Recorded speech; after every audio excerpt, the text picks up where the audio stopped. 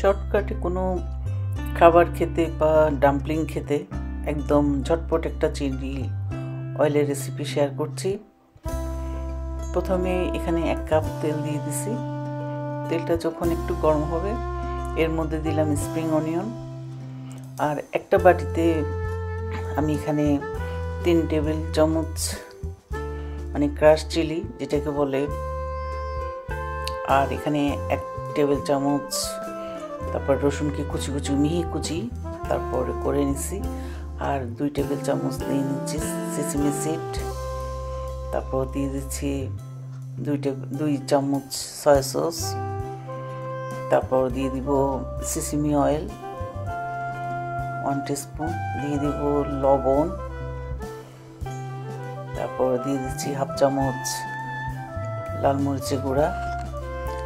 চাইলে আপনারা এখানে পাপরিকার পাউডার ইউজ করা যায়, কিন্তু আমি পাপরিকা দিই নাই, আপনারা চাইলে দিতে পারেন কালারের জন্য। জাস্ট এটা কোনো ঝাল হয় না, জাস্ট কালার। সবগুলো একসাথে মিশাই বাস তেলটা যখন একদম ফুটে আসবে তখন এখানে আমি ঢেলে দেব। এই যে দেখেন আমার তেলটা একদম খুব ভালোভাবে গরম হয়ে গেছে, ফুটাই নিয়েছি। এখন এখানে আমি মিক্স করে নিচ্ছি। মিক্স করলেই বাস আমার রেডি। অন্যভাবেও চিলি অয়েলটা করা যায়, তবে এটা হলো একদম ইজি ওয়েতে ঝটপট খাওয়ার জন্য একদম বেস্ট।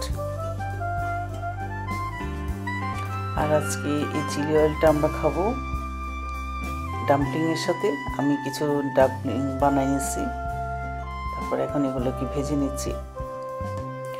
ডাম্পলিং বানিয়ে আপনি ডিপেও রাখতে পারেন, ডিপ থেকে বের করে জাস্ট একটু 1 ঘন্টা বাইরে রেখে এরপর সামান্য একটু তেল দিয়ে এরকম প্যানে বসাই দিবেন, এরপর 1/2 কাপ পানি দিয়ে বাস ঢাকনা দিয়ে দেবেন। একদম সুন্দরভাবে ডাম্পলিংগুলো হয়ে যাবে। তারপর উপর দিয়ে এই চিলি অয়েলটা দিয়ে বাস কেটে কেটে খাওয়া, খুবই মজা লাগবে।